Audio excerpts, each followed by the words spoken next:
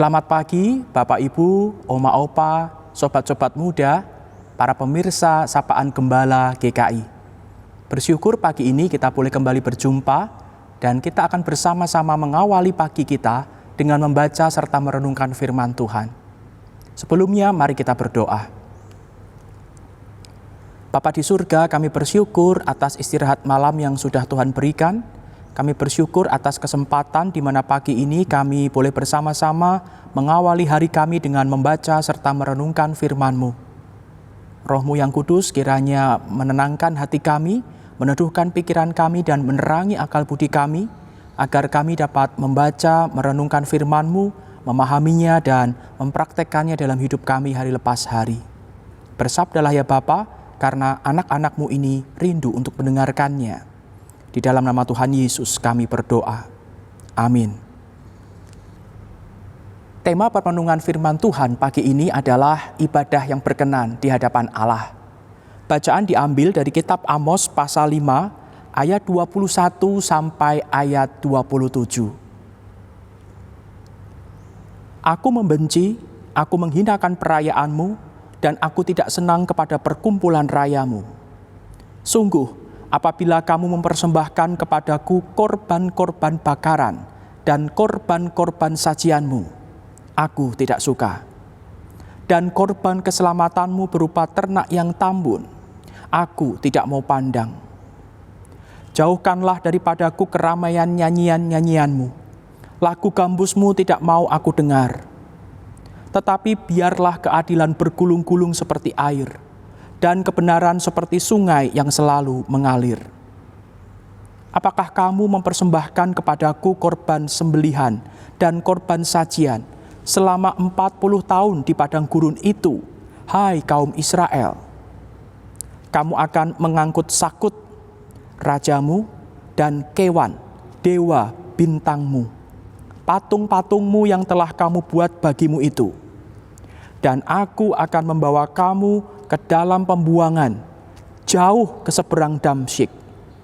Firman Tuhan yang namanya Allah semesta alam. Demikianlah sabda Tuhan, berbahagialah kita yang membaca, merenungkan, dan melakukannya. Bapak Ibu, saudara-saudari, sobat-sobat muda yang dikasihi Tuhan. Bacaan kita hari ini merupakan teguran Allah melalui Nabi Amos akan praktek peribadahan umat Israel Utara. Di dalam ayat 21, kita dapat melihat bahwa bagian ini diawali dengan seruan yang mengabarkan bahwa Allah benar-benar tidak suka dengan ritual ibadah orang Israel. Seperti apakah ritual ibadah orang Israel Utara pada saat itu? Berdasarkan ayat 22 dan 23, kita bisa mengetahui sebenarnya ritual ibadah umat Israel Utara boleh dibilang sangat baik.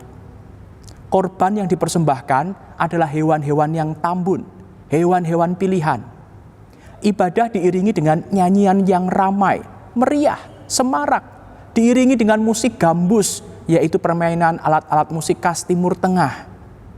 Jika dibandingkan dengan musik saat ini, maka dapat disandingkan dengan musik orkestra pada era modern ini.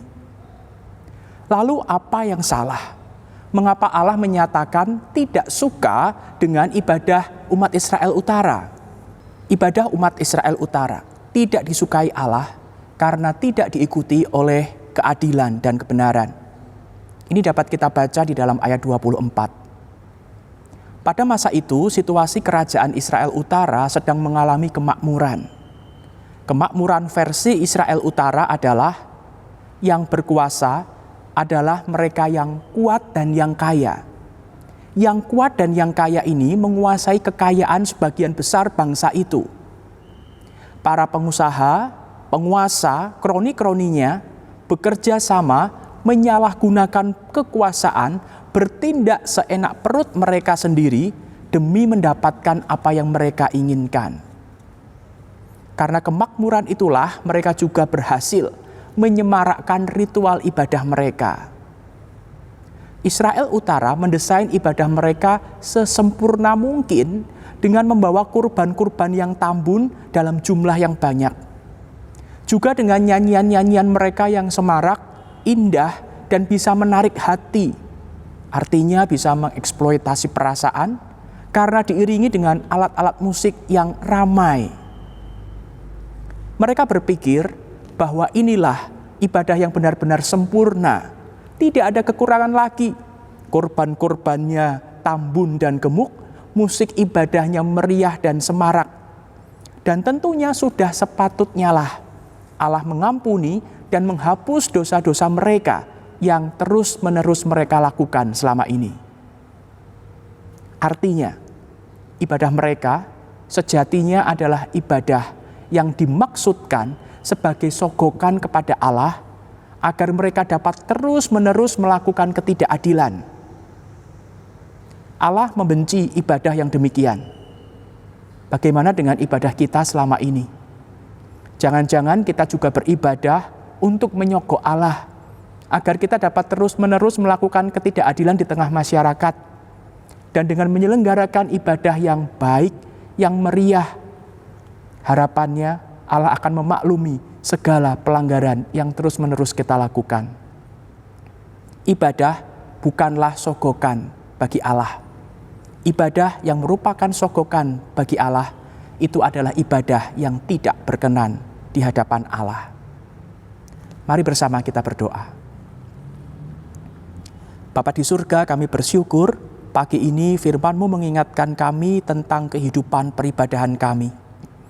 Ampuni kami jikalau kehidupan peribadahan kami selama ini tidak berbeda dengan kehidupan peribadahan umat Israel Utara.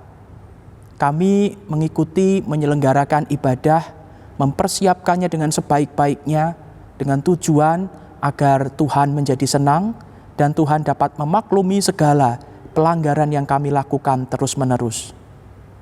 Ampuni kami ya Bapa, jikalau ibadah kami selama ini adalah ibadah dalam rangka untuk menyogok Tuhan, agar Tuhan memaklumi segala pelanggaran yang terus-menerus kami lakukan. Mampukan kami mulai dari hari ini untuk beribadah dengan hati yang diwarnai dengan ketulusan, hati yang dipenuhi dengan rasa syukur dan berserah penuh kepada Tuhan. Buatlah ibadah kami menjadi ibadah yang benar-benar tulus di hadapan Tuhan. Mampukan kami untuk menjalaninya, mulai dari hari ini sampai seterusnya.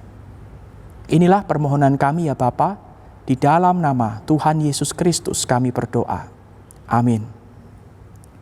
Selamat beraktivitas, selamat menjalani ibadah dengan ketulusan.